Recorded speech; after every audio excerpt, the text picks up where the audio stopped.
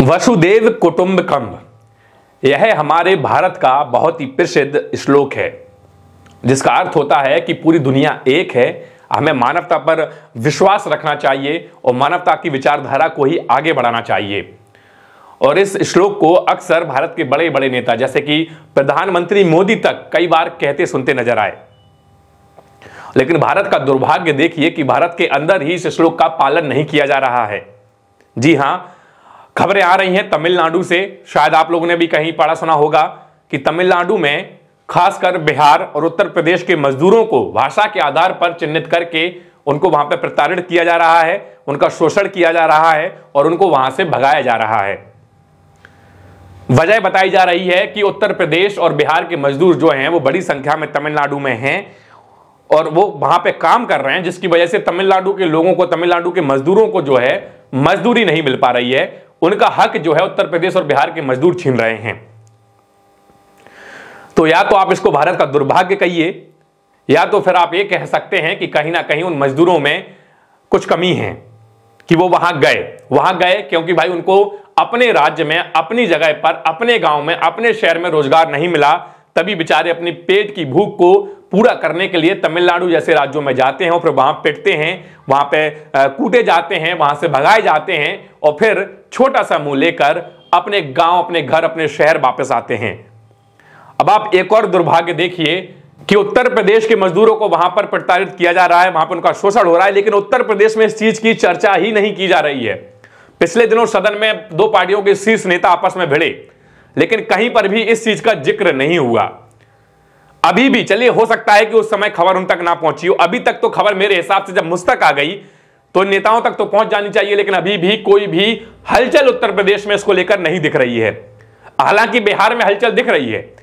बिहार में दो पक्ष इसको लेकर आ रहे हैं। एक तो तेजस्वी यादव जी जो हैं, जो डिप्टी सीएम है बिहार के, वो पिछले दिनों तमिलनाडु में ही थे। तमिलनाडु के जो चीफ मिनिस्टर थे, उनके जन्म दिवस पर उनको बुके लेकर गए थे, उनको शुभकामनाएं देने। वहां पर उन लोग, तेजस्वी यादव ने एक वाइट दी, एक भाषण, एक छोटा सा स्पीच दिया और बोला कि भाई ये सब अफवाह है, इस पर हम विश्वास नहीं करते, ऐसा यहाँ पे कुछ नहीं हो रहा है। तमिलनाडु में मतलब उत्तर प्रदेश और बिहार के मजदूरों के साथ सब कुछ ठीक है, वहां पे उनके साथ कुछ गलत नहीं हो रहा है, ऐसा तेजस्वी यादव ने कहा। लेकिन उसके बाद बहुत सारे वीडियोस मजदूरों के सामने आए, बहुत सारे ऑडियो रिकॉर्डिंग सामने आ रही हैं, बहुत सारे मीडिया वालों से जो मजदूर बात कर रहे हैं और जो बता रहे हैं कि स्थिति यहाँ की ऐसी है। तेजस्वी यादव का जो बयान था वो पब्लिक ने, जनता ने पूरी तरह से खारिज कर दिया। फिर बिहार के सीएम नीतीश कुमार ने एक टीम गठित की और तमिलनाडु भेजी कि आप जाइए और देखिए क्या हालचाल चल रहा है, क्या हाल है वहां पर, क्या स्थिति बनी हुई है। इसके अलावा तमिलनाडु में भी एक हेल्पलाइन नंबर सरकार के द्वारा घोषित किया गया, पुलिस हेल्पलाइन नंबर शायद घोषित किया गया।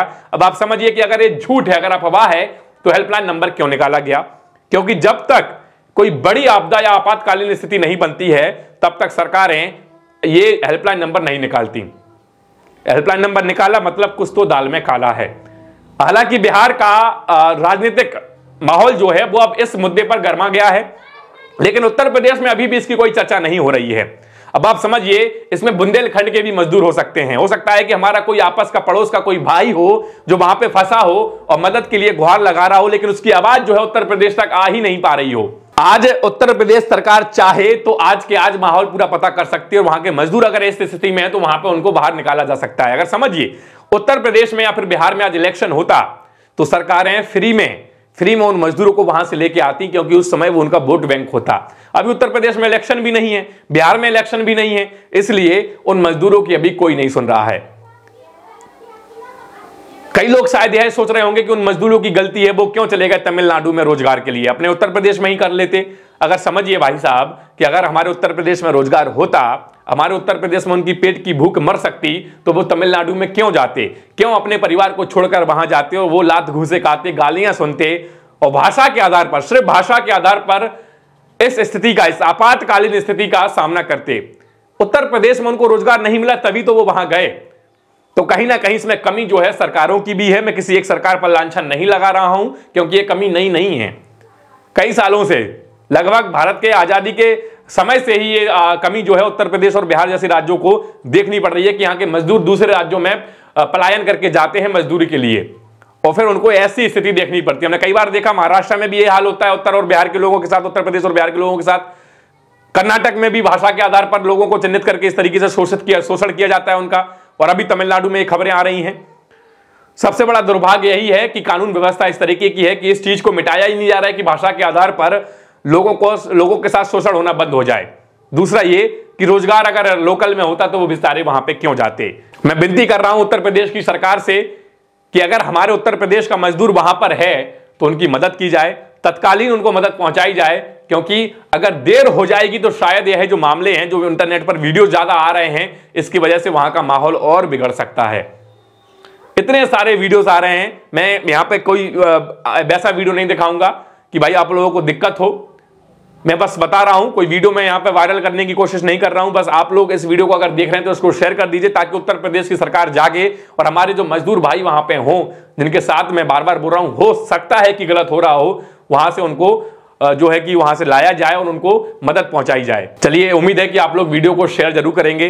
कमेंट करके बताइएगा कि इस मुद्दे में आप क्या सोचते हैं। जो नेता बोल रहे हैं, जैसे तेजस्वी यादव जैसे नेता बोल रहे हैं कि ये सिर्फ अफवाह है, क्या आप लोगों में से किसी को इसके बारे में पता लगा कि आपका कोई सगा संबंधी तमिलनाडु में इस तरीके का कोई मजदूरी करने गया है, उसने आपको कुछ बताया है कि हाँ तमिलनाडु में ऐसा चल रहा है? अगर आपको इसके बारे में कुछ भी पता है तो नीचे कमेंट करके बताइएगा और बताइएगा कि क्या है, अफवाह है या फिर कहीं ना कहीं इसमें कुछ तो सच है। उम्मीद है कि आप कमेंट करके जरूर बताएंगे। चलिए, आज की इस वीडियो में इतना ही, मिलते हैं अगली वीडियो में, तब तक के लिए जय हिंद, जय भारत।